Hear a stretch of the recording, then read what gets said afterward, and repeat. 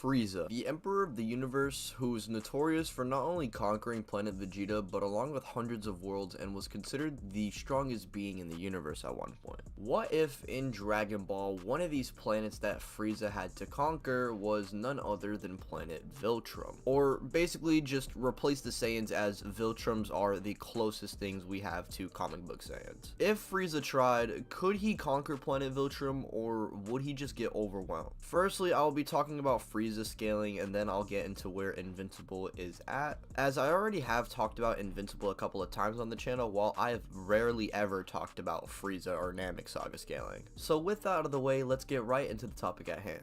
The most accepted scaling for Frieza I usually see is Dwarf Star level, due to him in his first form casually destroying planet Vegeta, which has 10 times the gravity as normal Earth. A basic calculation has this at Dwarf Star level, and mind you, Frieza did this in his first form super casually. Frieza specifically would go on to have 3 more transformations, with his weakest transformation being twice as strong as his first form, and with the peak of his power being at 120 million, which is specifically over 226 times stronger than his first form. Mind you, in Dragon Ball, power levels aren't linear, as Vegeta, who had a power level of 24,000, completely dismantled Dodoria, who had a power level of 22. And so this should be enough to get Frieza into the star level range at worst, considering that in the anime, we see that the explosion on Namek engulfs a cluster of stars. And so this should definitely get Frieza into that star level range at the very worst. I personally believe Frieza to be much stronger than this, as even anime calculations like Vegeta destroying the bug planet was around that dwarf star level, and Frieza transforming from his first to second form had King Kai thinking, oh my god, he's gonna destroy the universe. It's very clear that Frieza probably didn't just get simply 2 times stronger.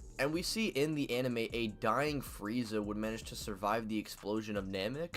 This explosion, mind you, engulfed a cluster of stars. Calculations have this to be around multi-solar system, which Frieza does manage to barely survive. And what makes this really hard to deny is the fact that Frieza had absolutely no energy and half a body. So to say he's just barely reaching star level, I feel like is just kind of lowballing him and using mainly old metas and not really being caught up with the times. I believe with current metas, especially given the anime version of Frieza, he should easily be reaching that large star to even solar system tier of power. As for Frieza's speed, we have as early as Dragon Ball Goku dodging light, and in the anime, directly he reacts to things in space as he's traveling to Namek. This was calculated to be around thousands of times the speed of light, and we also have things like the range of Frieza's explosions as well, reaching millions of times the speed of light, and this was 50% of Frieza's blast that went off later on, and a full powered Frieza would obviously be faster than this. And as for his hacks, Frieza has mastery over ki control, so he can do things like fly, shoot death beams, and utilize telekinesis to use the area around him to fight. He can also survive in the vacuum of space, so he could just simply nuke a planet and be fine right after, theoretically. Has some of the most ridiculous endurance feats within the series, especially during Dragon Ball Super. Like, this dude has survived a planet exploding with 0 energy and half a body. He would survive getting beaten up for character. Unironically, Frieza's endurance would be in a higher tier than his own attack potency. And with that aside, let's talk about the Viltrumites, and let's see if they can take down the Emperor of the Universe. Now, the most known feat in Invincible, and what's mainly used for scaling the verse, is the feat of 3 Viltrumites destroying a planet, which I honestly don't think is as impressive as people think. One, they specifically needed to hit a point in the planet or else they just die on impact, and these Viltrumites are some of the more stronger ones. And 2, the feat itself isn't even planet level. It's like at best maybe moon or maybe small planet if you're being super generous. But for this video, I'm gonna be nice and give the Viltrumites the benefit of the doubt, as unironically most if not all Saiyans shown on screen are more than likely planet level.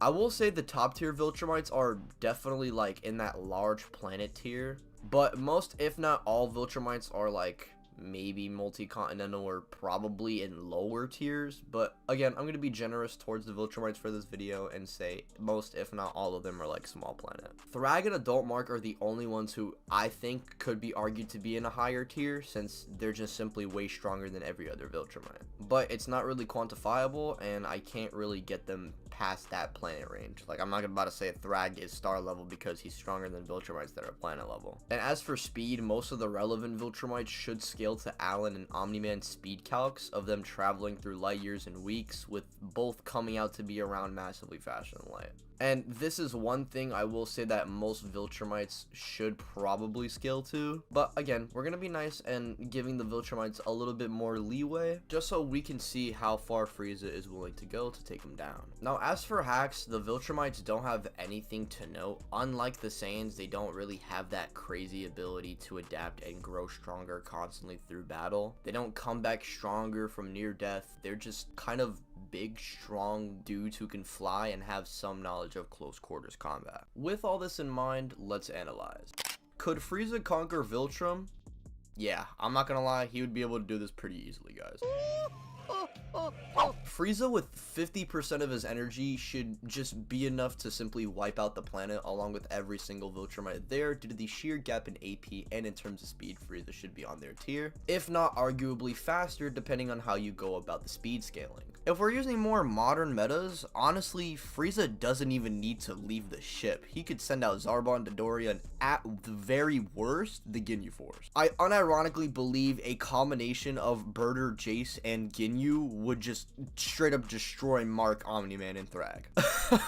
I'm sorry, but it's just really bad, especially when considering that Invincible's greatest feat isn't even planetary, unironically. And the only characters who even scale to this naturally are like 2, maybe 3 other Viltrumites. Meanwhile, everybody on Frieza's squad is capable of destroying planets and wiping out civilizations with ease. Like, could you imagine Omni-Man just breaking his hand trying to punch someone like Raccoon? I'm sorry for putting this image in your head, but oh my god, bro. Unfortunately, this is a very big mismatch, and the Viltrumites need to worry about the Ginyu Force before even thinking of taking on Frieza. The Viltrumites unironically are weaker Saiyans in the long run, and Frieza should conquer Viltrum pretty quickly. If you think they're faster, he just baby rages and AoE explodes with solar system range. If they are faster than Frieza, it's not by much, and again, Frieza can make this up with his range and skill. Frieza's conquering Viltrum like it's a random side quest on a Wednesday, and yeah, he's doing this with no diff. Hey guys, don't forget to become a member for weekly streams. Shoutouts to Hans Peter, who's the only person who has access to these streams. Come on, become a member. Become a fucking member!